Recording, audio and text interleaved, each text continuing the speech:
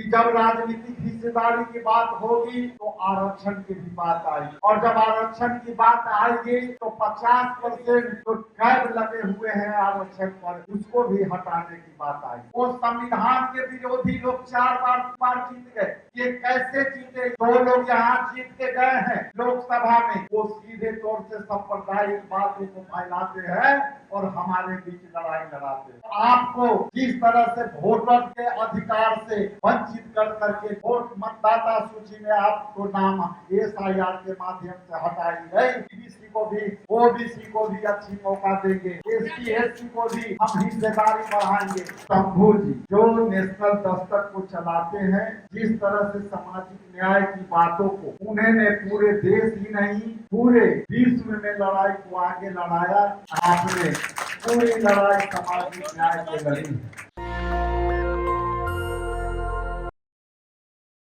सर्वप्रथम आज सामाजिक न्याय के एक पुरजोधा हमारे भोला पासवान शास्त्री जी, जो कांग्रेस पार्टी के सामाजिक न्याय के नेता रहे हैं, आज उनकी जन्मदिन है। मैं उनके प्रति भी सम्मान प्रकट करता हूं, नमन करता हूं। हम उन सामाजिक न्याय के पुरयोधा के साथ इस ऐतिहासिक धरती बेगूसराय के प्रति श्री बाबू के मैं चरणों में श्रद्धा सुमन अर्पित करते हुए सम्मानित कर्पूरी ठाकुर जी के प्रति और हरिहर महतो जी के प्रति भी अपना श्रद्धा सुमन अर्पित करता हूं, और सम्मानित हमारे मार्गदर्शन रहे जगजीवन बाबू के प्रति भी अपना श्रद्धा सुमन अर्पित करता हूं। मैं देखिए, जब हमारे पास एक बड़ी ही सोशल एक्टिविस्ट है, पता नहीं मुझे उनका नाम लेना उचित होगा कि नहीं होगा, लेकिन मुझे लगता है कि नाम लेना हमारे लिए बहुत महत्वपूर्ण है। वो हैं शंभू जी, जो नेशनल दस्तक को चलाते हैं। जिस तरह से सामाजिक न्याय की बातों को उन्होंने पूरे देश ही नहीं पूरे विश्व में लड़ाई को आगे लड़ाया, मैं उनके प्रति भी आभार प्रकट करता हूं कि आपने पूरी लड़ाई सामाजिक न्याय की लड़ी है। और यहाँ सुशील पासी जी भी हैं, मैं उनके प्रति भी सम्मान अर्पित करता हूँ।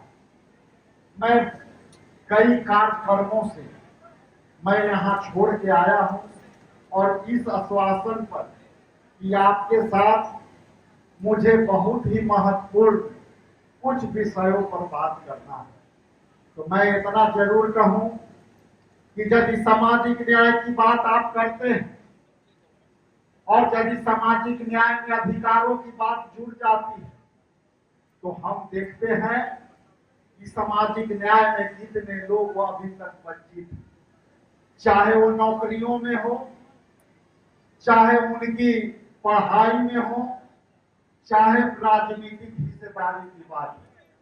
और जब राहुल गांधी जी जिस तरह से पूरे देश में संविधान बचाने की लड़ाई लड़ी और बाबा साहेब के दिए संविधानों के अधिकारों की रक्षा करने की लड़ाई लड़ी, तो हम ये जरूर स्पष्ट कर देना चाहते हैं आपके बीच कि सामाजिक लड़ाई एक शब्द नहीं है, सामाजिक लड़ाई एक विचारधारा है। सामाजिक शब्द जो है न्याय एक क्रांति है, और उसी क्रांति के तहत हम जब सामाजिक न्याय की बात करते हैं तो यहाँ बैठे ST SC OBC के लोगों की राजनीतिक हिस्सेदारी की बात करते हैं।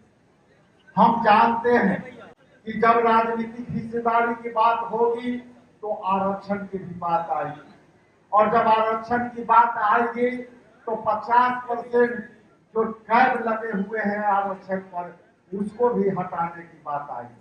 इसलिए मैं इतना स्पष्ट कर दूं कि जब आदरणीय राहुल गांधी जी सामाजिक न्याय की बातें करते हैं तो सामाजिक न्याय के मतलब राजनीतिक रूप से उनकी हिस्सेदारी और उनके सामाजिक रूप से अधिकार। राहुल गांधी जी स्पष्ट शब्दों में उनका मानना है कि सामाजिक न्याय में हम उन सामाजिक न्याय के लोगों के साथ हम भागीदारी के साथ साथ उनके हाथों में हम सत्ता देना चाहते हैं। अब आपकी ये दायित्व तो है कि उनको बातों को आगे बढ़ाने के लिए, राजेश राम जी के आगे बातों को आगे बढ़ाने के लिए और सामाजिक न्याय की लड़ाई लड़ने के लिए शकील अहमद जी के बातों को बढ़ाने के लिए आप कितना ताकत देते हैं। जिस धरती पे आज खड़ा हूं वो संविधान के विरोधी लोग 4 बार 3 बार जीत गए। ये कैसे जीते ये आपको सोचना चाहिए था। जो लोग यहाँ जीत के गए हैं लोकसभा में वो सीधे तौर से सांप्रदायिक बातों को फैलाते हैं और हमारे बीच लड़ाई लड़ाते हैं। इसलिए आपको ये समझना होगा कि आखिर ये सामाजिक न्याय की बात कर हमें क्यों करना चाहिए। चाहे वो कांसी राम जी का विचारधारा हो, चाहे बाबा साहेब भीमराव अम्बेडकर के विचारधारा हो, चाहे वो कर्पूरी ठाकुर के विचारधारा हो, आखिर इस विचारधारा को कमजोर करने के साथ कैसे हो सकती है और उसमें भी आप जैसे लोग यहाँ बैठे हैं वो कैसे छोड़ सकते हैं। इसलिए आपके अधिकारों की कई लड़ाई भारतीय राष्ट्रीय कांग्रेस पार्टी और सम्मानित मल्लिकार्जुन खड़गे साहब और आदरणीय राहुल गांधी जी लड़ रहे हैं और उस लड़ाई में ताकत देना आपका दायित्व बनता है। लेकिन जिस तरह से वोट चोर गद्दी छोड़ के नारों के साथ और आपको जिस तरह से वोटर के अधिकार से वंचित कर करके जिस तरह से 12 डॉक्यूमेंट आपके पास मांगे गए, क्या यहाँ हॉल में बैठे तमाम लोगों के पास यदि वोट मतदाता सूची में आपको नाम SIR के माध्यम से हटाई गई तो उसका भी लड़ाई आदरणीय राहुल गांधी जी लड़े। इसलिए हम वोट चोरी को रोकने के लिए हम संघर्ष कर सकते हैं, लेकिन आपके ताकत के बिना ये संघर्ष कामयाब नहीं होगा। इसलिए सामाजिक न्याय में इंडिया गठबंधन आपके बीच एक मुश्त में आएगा और राहुल गांधी जी आपके बीच में होंगे।